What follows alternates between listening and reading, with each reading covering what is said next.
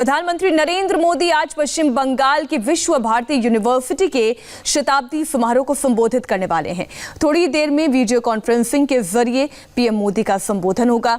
अलीगढ़ मुस्लिम university के बाद प्रधानमंत्री मोदी का ये लगातार दूसरा ऐसा संबोधन है जो किसी विश्वविद्यालय के शताब्दी समारोह के होगा। वैसे तो पीएम मोदी का ये संबोधन राजनीतिक नहीं होगा, लेकिन बंगाल में इन दिनों जिस तरह का सियासी माहौल बना हुआ है उससे आज सभी सियासी पंडितों की नजर प्रधानमंत्री के संबोधन पर जरूर रहेगी। ये दो तस्वीर आप देख रहे हैं। आज प्रधानमंत्री का बंगाल से संवाद है और खासतौर पर बंगाल के युवाओं से यह संवाद है।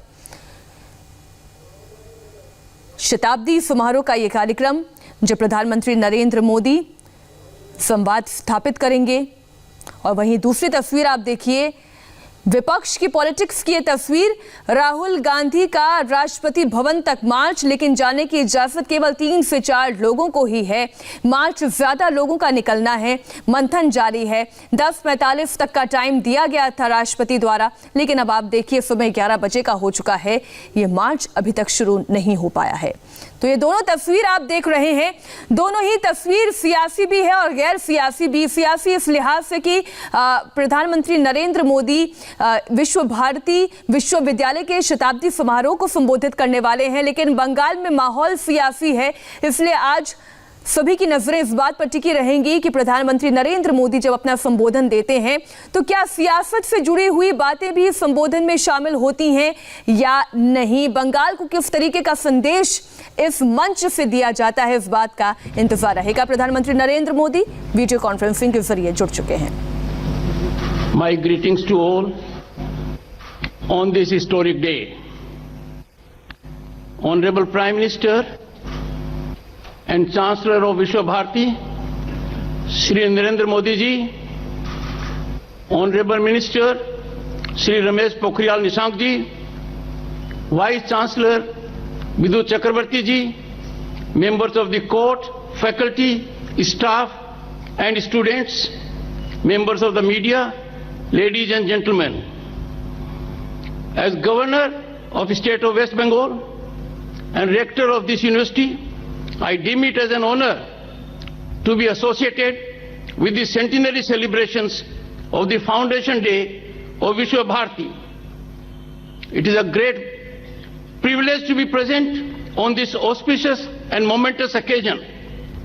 It is gratifying that our worthy Prime Minister Narendra Modi ji in a while will be setting the tone of this day and the year to follow.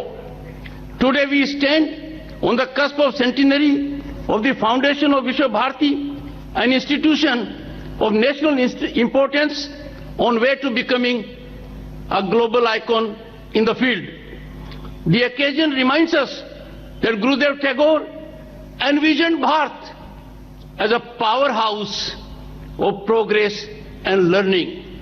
Gurudev thoughts capsule and manifest the sublimity of ethos of learning. His resolve and foundational contributions, as also the visionary leadership of the Prime Minister of the country, would surely fructify into Bharat regaining its status as Vishwa Guru. The new national education policy, rightly acclaimed and hailed as a game changer, is in a varied ways influenced by Gurudev's emphasis on learning. Qualitative and significant shift from usual learning to emphasis on holistic education is a key factor of this policy. It rightly lays greater emphasis on independent thinking and creative impulses. New education policy will surely pave way for emergence of scenario envisioned by Tagore in his reflection, I quote, where the mind is without fear and the head is held high, where education is free, unquote. The foundational mantra of Gurudev was to rise and awaken oneself in education, fellow feeling and breadth of the soul. We all need to practice and disseminate these wholesome concepts. During the centenary year of Foundation Day celebrations, there will be activities that would help us exploit our talent realize our potential and generate optimism for Bharat becoming Vishwaguru again. Ancient India was home to world-class institutions, Nalanda and Takshila, to name few. Time is ripe for us to take this lead now. Vishwa Bharati Foundation Day centenary celebrations will surely generate vibes that will directionally catalyze this wholesome scenario. It is in this spirit that we stand here together to celebrate the founding of this great institution. I urge and call upon the Vice Chancellor, the faculty and students of Vishwa Bharati and everyone else to take forward Tagore's message and fulfill his dream of creating a bridge between human beings and widen knowledge across frontiers and to practice the ethical life that he had envisioned for this ashram. I wish the institution a great time in future, which will start with the inspirational and motivational discourse of our Honorable Prime Minister. Thank you. The institution a great time in future, which will start with the inspirational and motivational discourse of our Honorable Prime Minister. Thank you.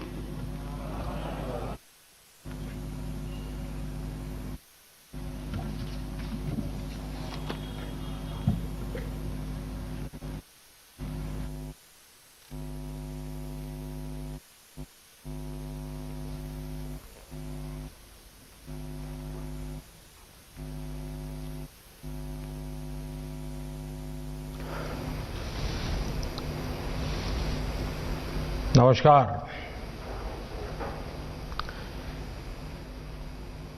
हे विधाता, दाओ दाओ मोदेर गौरव दावो। गुरुदेव ने कभी ये कामना छात्र छात्राओं के उज्जवल भविष्य के लिए की थी। आज विश्व भारती के गौरवमयी 100 वर्ष पर मेरी तरह पूरा देश इस महान संस्थान के लिए यही कामना करता है। हे विधाता, दाओ दाओ मोदे गौरव दाओ। पश्चिम बंगाल के गवर्नर श्री जगदीप धनखड़ जी, केंद्रीय शिक्षा मंत्री डॉक्टर रमेश पोखरियाल निशंक जी, वाइस चांसलर प्रोफेसर विद्युत चक्रवर्ती जी, प्रोफेसर्स, रजिस्ट्रार, विश्व भारती के सभी शिक्षकगण, छात्र छात्राएं, अलुमनाई, देवी और सज्जनों, विश्व भारती इस विश्वविद्यालय के 100 वर्ष होना प्रत्येक भारतवासी के लिए बहुत ही गर्व की बात है। मेरे लिए भी ये बहुत सुखद है कि आज के दिन इस तपोभूमि का पुण्य स्मरण करने का अवसर मिल रहा है। साथियों, विश्व भारती की 100 वर्ष की यात्रा बहुत विशेष है।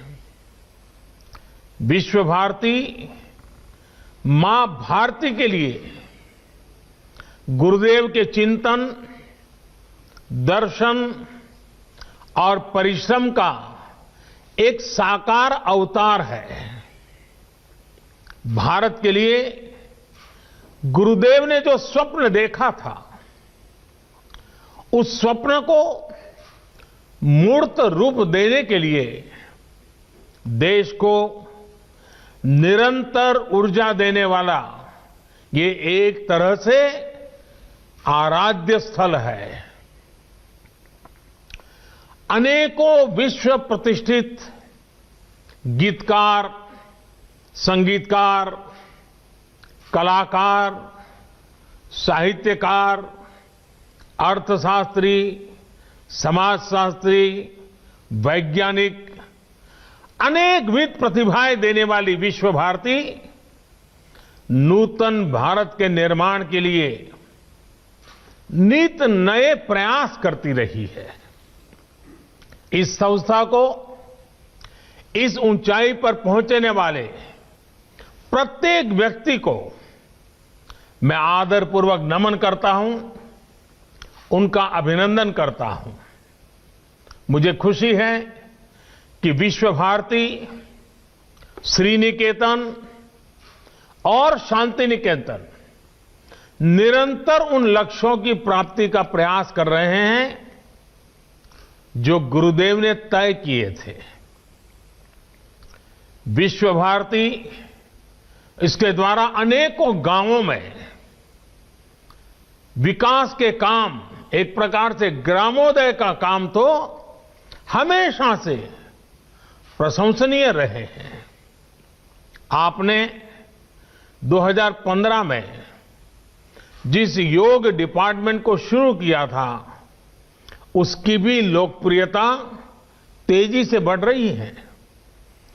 प्रकृति के साथ मिलकर अध्ययन और जीवन दोनों का साक्षात उदाहरण आपका विश्वविद्यालय परिसर है। आपको भी ये देखकर खुशी होती होगी कि हमारा देश विश्व भारती से निकले संदेश को पूरे विश्व तक पहुंचा रहा है। भारत आज इंटरनेशनल सोलर अलायंस के माध्यम से पर्यावरण संरक्षण के विषय में विश्व के अंदर एक बहुत बड़ी अहम भूमिका निभा रहा है। भारत आज पूरे विश्व में इकलौता बड़ा देश है जो पेरिस एकॉर्ड के पर्यावरण के लक्ष्यों को प्राप्त करने के लिए सही मार्ग पर तेज गति से आगे बढ़ रहा है। साथियों, आज जब हम विश्व भारती विश्वविद्यालय के 100 वर्ष मना रहे हैं, तो उन परिस्थितियों को भी याद करना आवश्यक है जो इसकी स्थापना का आधार बनी थी। ये परिस्थितियां सिर्फ अंग्रेजों की गुलामी से ही उपजी हो, ऐसा नहीं था। इसके पीछे सैकड़ों वर्षों का अनुभव था। सैकड़ों वर्षों तक चले आंदोलनों की पृष्ठभूमि थी। आज आप विद्वज्जनों के बीच मैं इसकी एक विशेष चर्चा इसलिए कर रहा हूं कि इन बातों पर बहुत कम बात हुई है, बहुत कम ध्यान दिया गया है।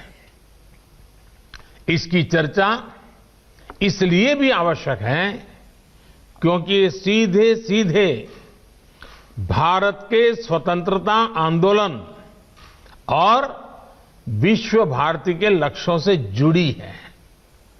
साथियों, जब हम स्वतंत्रता संग्राम की बात करते हैं तो हमारे मन में सीधे 19वीं और 20वीं सदी का विचार आता है।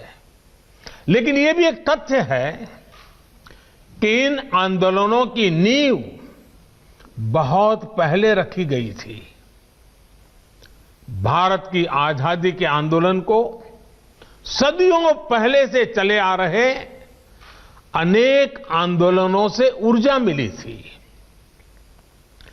भारत की आध्यात्मिक और सांस्कृतिक एकता को भक्ति आंदोलन ने मजबूत करने का काम किया था। भक्ति युग में हिंदुस्तान के हर क्षेत्र, हर इलाके, पूरब, पश्चिम, उत्तर, दक्षिण, हर दिशा में हमारे संतों ने, महंतों ने, आचार्यों ने देश की चेतना को जागरूक रखने का अविरत, अविराम प्रयास किया। अगर दक्षिण की बात करें तो मध्वाचार्य, निम्बकाचार्य, वल्लभाचार्य, रामानुजाचार्य हुए। अगर पश्चिम की तरफ नजर करें तो मीराबाई, एकनाथ, तुकाराम, रामदास, नरसिंह मेहता। अगर उत्तर की तरफ नजर करें तो संत रामानंद, कबीरदास, गोस्वामी तुलसीदास, सूरदास, गुरु नानक देव, संत रैदास, अनगिनत महापुरुष। पूर्व की तरफ देखें, इतने सारे नाम हैं। चैतन्य महाप्रभु और श्रीमद शंकर देव जैसे संतों के विचारों से समाज को ऊर्जा मिलती रही। भक्ति काल के इसी खंड में रसखान, सूरदास, मलिक मोहम्मद जायसी, केशवदास, विद्यापति, न जाने कितने महान व्यक्तित्व हुए, जिन्होंने अपनी रचनाओं को और रचनाओं से समाज को सुधारने का भी, आगे बढ़ने का भी और प्रगति का मार्ग दिखाया। भक्ति काल में इन पुण्य आत्माओं ने जन जन के भीतर एकता के साथ खड़े होने का जज्बा पैदा किया। इसके कारण ये आंदोलन हर क्षेत्रीय सीमा से बाहर निकलकर भारत के कोने कोने में पहुंचा। हर पंथ, हर वर्ग, हर जाति के लोग भक्ति के अधिष्ठान पर स्वाभिमान और सांस्कृतिक धरोहर के लिए खड़े हो गए। भक्ति आंदोलन का वो डोर और भक्ति आंदोलन वो डोर थी जिसने सदियों से संघर्षरत भारत को सामूहिक चेतना और आत्मविश्वास से भर दिया। साथियों, भक्ति का ये विषय तब तक आगे नहीं बढ़ सकता जब तक महान काली भक्त श्री रामकृष्ण परमहंस जी की चर्चा न हो। वो महान संत जिनके कारण भारत को स्वामी विवेकानंद मिले। स्वामी विवेकानंद भक्ति, ज्ञान और कर्म तीनों को अपने में समाये हुए थे। उन्होंने भक्ति का दायरा बढ़ाते हुए हर व्यक्ति में दिव्यता को देखना शुरू किया। उन्होंने व्यक्ति और संस्थान के निर्माण पर बल देते हुए कर्म को भी अभिव्यक्ति दी, प्रेरणा दी। साथियों, भक्ति आंदोलन के सैकड़ों वर्षों के कालखंड के साथ साथ देश में कर्म आंदोलन भी चला। सदियों से भारत के लोग गुलामी और साम्राज्यवाद से लड़ रहे थे। चाहे वो छत्रपति शिवाजी महाराज हो, महाराणा प्रताप हो, झांसी की रानी लक्ष्मीबाई हो, कित्तूर की रानी चेन्नम्मा हो या फिर भगवान बिरसा मुंडा का सशस्त्र संग्राम हो। अन्याय और शोषण के विरुद्ध सामान्य नागरिकों के तप, त्याग और तर्पण की कर्म कठोर साधना अपने चरम पर थी।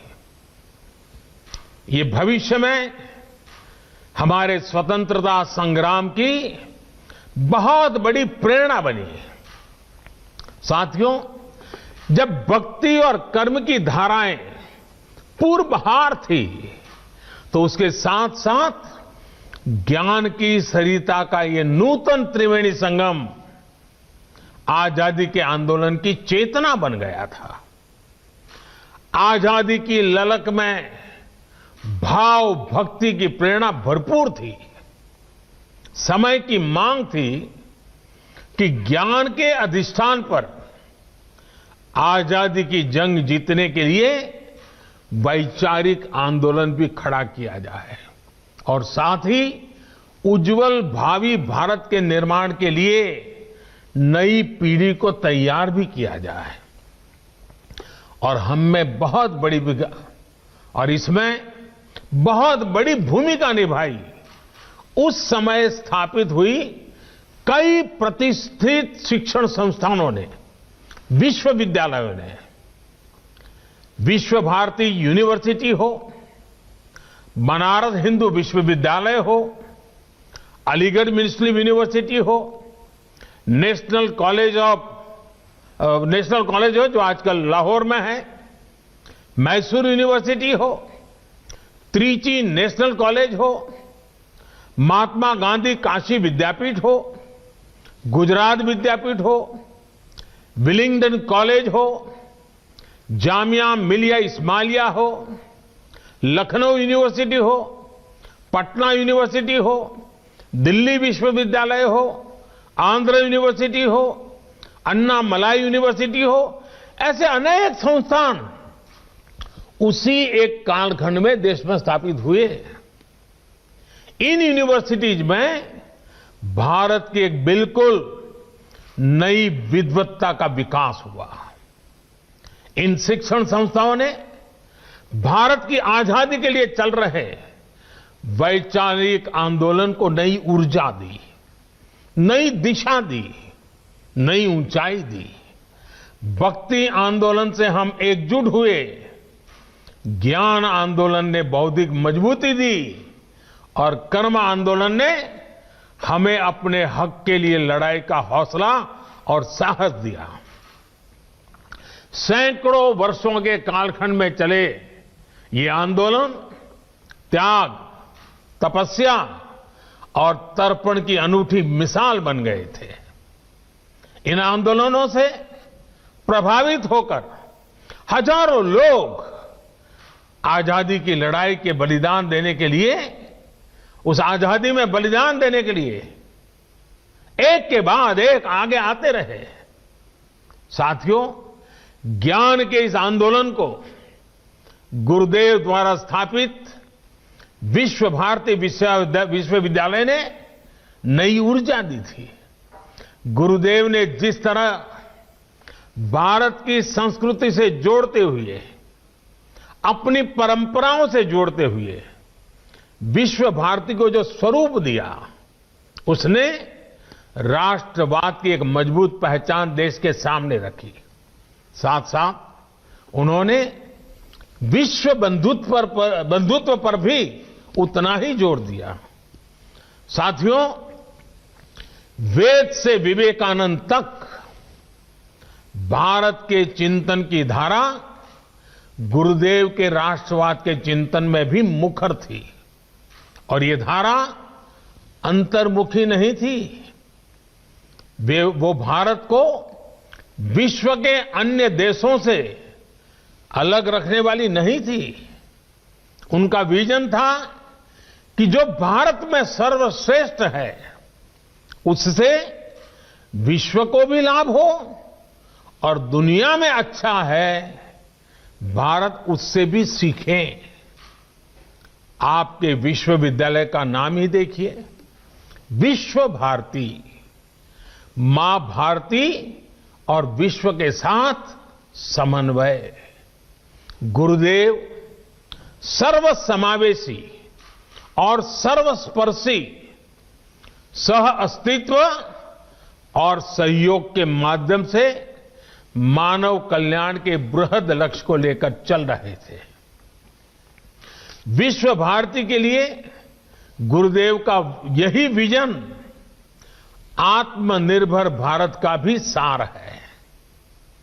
आत्मनिर्भर भारत अभियान भी विश्व कल्याण के लिए भारत के कल्याण का मार्ग है। ये अभियान भारत को सशक्त करने का अभियान है। भारत की समृद्धि से विश्व में समृद्धि लाने का अभियान है।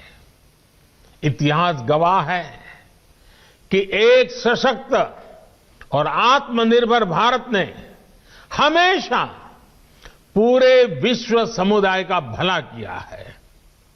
हमारा विकास एकांकी नहीं बल्कि वैश्विक, समग्र और इतना ही नहीं, हमारे रगों में जो भरा हुआ है सर्वे भवन्तु सुखिनः का है। भारतीय और विश्व का ये संबंध आपसे बेहतर कौन जानता है। गुरुदेव ने हमें स्वदेशी समाज का संकल्प दिया था। वो हमारे गांवों को, हमारी कृषि को आत्मनिर्भर देखना चाहते थे। वो वाणिज्य और व्यापार को आत्मनिर्भर देखना चाहते थे। वो आर्ट और लिटरेचर को आत्मनिर्भर देखना चाहते थे। उन्होंने आत्मनिर्भरता के लक्ष्य को प्राप्त करने के लिए आत्मशक्ति की बात कही थी। आत्मशक्ति की ऊर्जा से राष्ट्र निर्माण को लेकर उन्होंने जो बात कही थी वो आज भी उतनी ही अहम है। उन्होंने कहा था, राष्ट्र का निर्माण एक तरह से अपनी आत्मा की प्राप्ति का ही विस्तार है। जब आप अपने विचारों से, अपने कार्यों से, अपने कर्तव्यों के निर्वहन से देश का निर्माण करते हैं तो आपको देश की आत्मा से ही अपनी आत्मा नजर आने लगती है। साथियों, भारत की आत्मा, भारत की आत्मनिर्भरता और भारत का आत्मसम्मान एक दूसरे से जुड़े हुए हैं। भारत के आत्मसम्मान की रक्षा के लिए तो बंगाल की पीढ़ियों ने खुद को खपा दिया था। याद कीजिए, खुदराम बोस को सिर्फ 18 साल की उम्र में फांसी चढ़ गए। प्रफुल्ल चाकी 19 वर्ष की आयु में शहीद हो गए। बीना दास, जिन्होंने बंगाल की अग्नि कन्या के रूप में जाना जाता है, सिर्फ 21 साल की उम्र में जेल भेज दी गई थी। प्रीतिलता वेडुडार ने सिर्फ 21 वर्ष की आयु में अपना जीवन न्योछावर कर दिया था। ऐसे अनगिनत लोग हैं शायद जिनके नाम इतिहास में भी दर्ज नहीं हो पाए। इन सभी ने देश के आत्मसम्मान के लिए हंसते हंसते मृत्यु को गले लगा दिया। आज इन्हीं से प्रेरणा लेकर हमें आत्मनिर्भर भारत के लिए जीना है, इस संकल्प को पूरा करना है। साथियों, भारत को मजबूत और आत्मनिर्भर बनाने में आपका हर योगदान पूरे विश्व को एक बेहतर स्थान बनाएगा। वर्ष 2022 में देश की स्वतंत्रता के 75 वर्ष पूरे होने जा रहे हैं। विश्व भारती की स्थापना के 27 वर्ष बाद भारत आजाद हो गया था। अब से 27 वर्ष बाद भारत अपनी आजादी के 100 वर्ष का पर्व मनाएगा। हमें नए लक्ष्य गढ़ने होंगे, नई ऊर्जा जुटानी होगी, नए तरीके से अपनी यात्रा शुरू करनी होगी।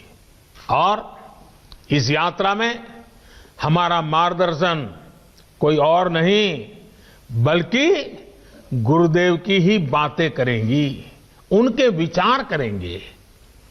और जब प्रेरणा होती है, संकल्प होता है, तो लक्ष्य भी अपने आप मिल जाते हैं।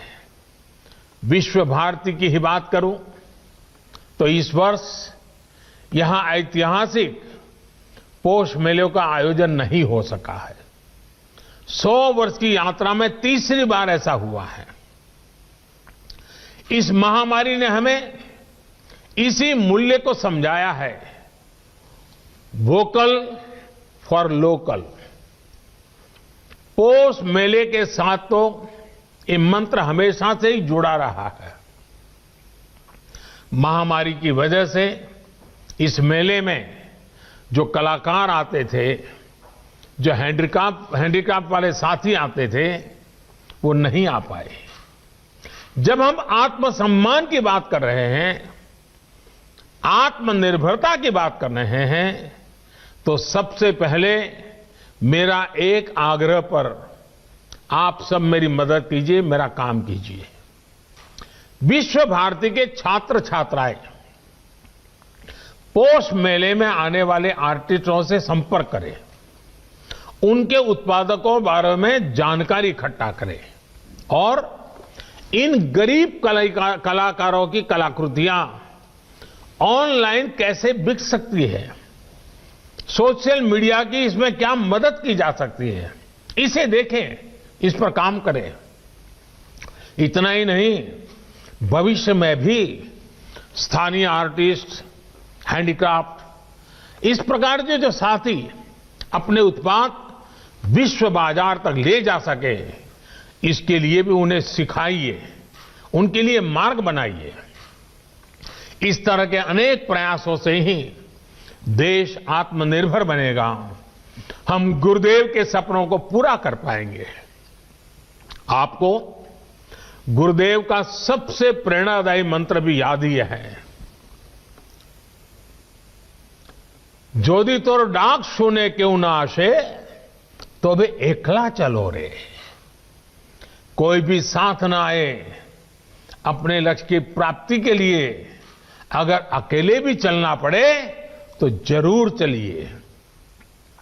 साथियों, गुरुदेव कहते थे, बिना संगीत और कला के राष्ट्र अपनी अभिव्यक्ति की वास्तविक शक्ति खो देता है और उसके नागरिकों का उत्कृष्ट बाहर नहीं आ पाता है। गुरुदेव ने हमारी समृद्ध सांस्कृतिक विरासत के संरक्षण, पोषण और विस्तार को बहुत महत्वपूर्ण माना था। यदि हम उस समय के बंगाल को देखें तो एक और अद्भुत बात नजर आती है। जब हर तरफ आजादी का आंदोलन उफान पर था, तब बंगाल उस आंदोलन को दिशा देने के साथ ही संस्कृति का पोषक भी बनकर खड़ा था। बंगाल में हर तरफ संस्कृति, साहित्य, संगीत की अनुभूति भी एक तरह से आजादी के आंदोलन को शक्ति प्रदान कर रही थी। साथियों, गुरुदेव ने दशकों पहले ही भविष्यवाणी की थी और भविष्यवाणी क्या थी? उन्होंने कहा था, ओरे नोतुन जुगेर भोरे दिशने सोमोय कार्य वृथा सोमोय विचार खोरे औरे नूतन जुगेर भोरे ऐशो ज्ञानी ऐशो कौर्मी नाशो भरो तो लाजे बीरो धोर में पुण्यो कौर्मे विश्व हृदय राजो है। गुरुदेव के इस उपदेश को, इस उद्घोष को साकार करने की जिम्मेदारी हम सभी की है। साथियों, गुरुदेव ने विश्व भारती की स्थापना सिर्फ पढ़ाई के केंद्र के रूप में नहीं की थी, वो इसे सीट ऑफ लर्निंग, सीखने के लिए पवित्र स्थान के तौर पर देखते थे। पढ़ाई और सीखना दोनों के बीच का जो भेद है, उसे गुरुदेव के सिर्फ एक वाक्य से समझा जा सकता है। उन्होंने कहा था, मुझे याद नहीं है कि मुझे क्या पढ़ाया गया था, मुझे सिर्फ वही याद है जो मैंने सीखा है। इसे और विस्तार देते हुए गुरुदेव टैगोर ने कहा था, सबसे बड़ी शिक्षा वही है जो हमें न सिर्फ जानकारी दे, बल्कि हमें सबके साथ जीना सिखाए। उनका पूरी दुनिया के लिए संदेश था कि हमें नॉलेज को एरियाज में, लिमिट्स में बांधने की कोशिश नहीं करनी चाहिए। उन्होंने यजुर्वेद के मंत्र को विश्व भारती का मंत्र बनाया।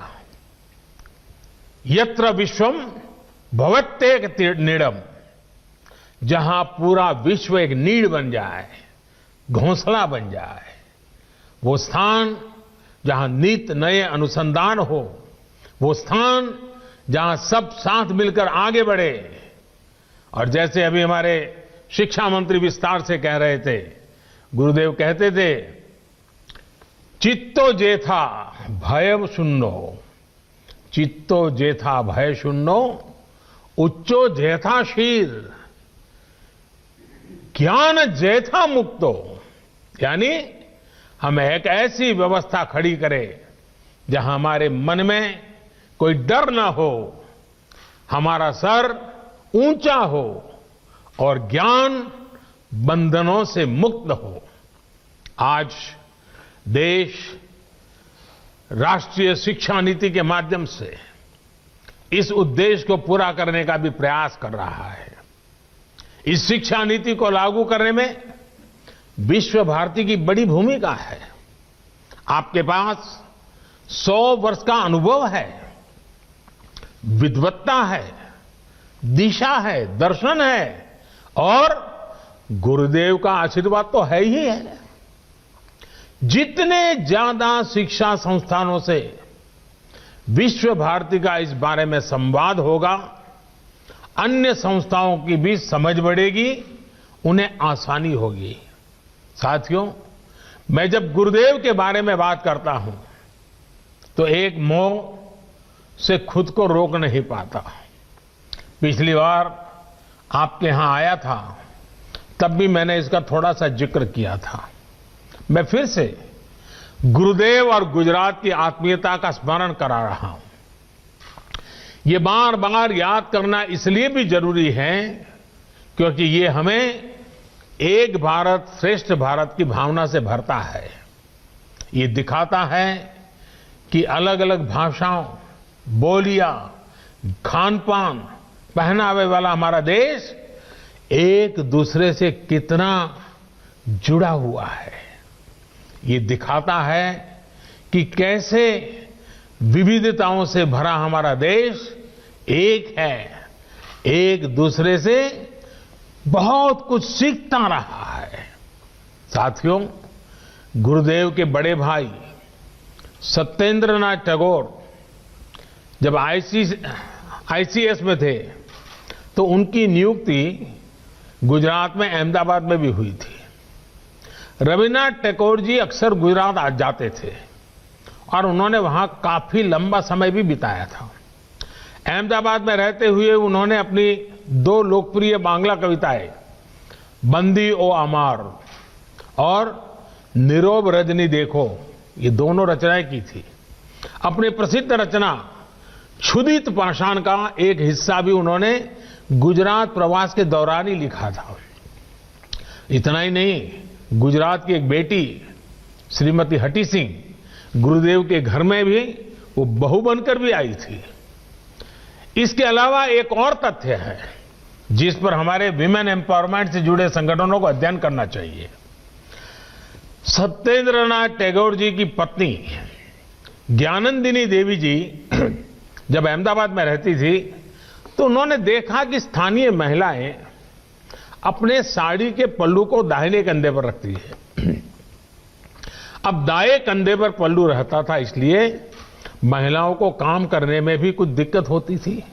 ये देखकर ज्ञानंदिनी देवी ने आइडिया निकाला कि क्यों न साड़ी के पल्लू को बाएं कंधे पर लिया जाए। अब मुझे ठीक तो नहीं पता, लेकिन कहते हैं कि बाएं कंधे पर साड़ी का पल्लू उन्हीं की देन है।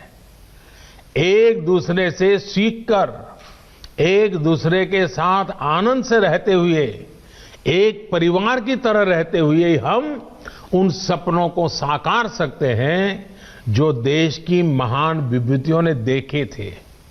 यही संस्कार गुरुदेव ने भी विश्व भारती को दिए हैं। इन्हीं संस्कारों को हमें मिलकर निरंतर मजबूत करना है। साथियों, आप सब जहां भी जाएंगे, जिस भी फील्ड में जाएंगे, आपके परिश्रम से ही एक नए भारत का निर्माण होगा।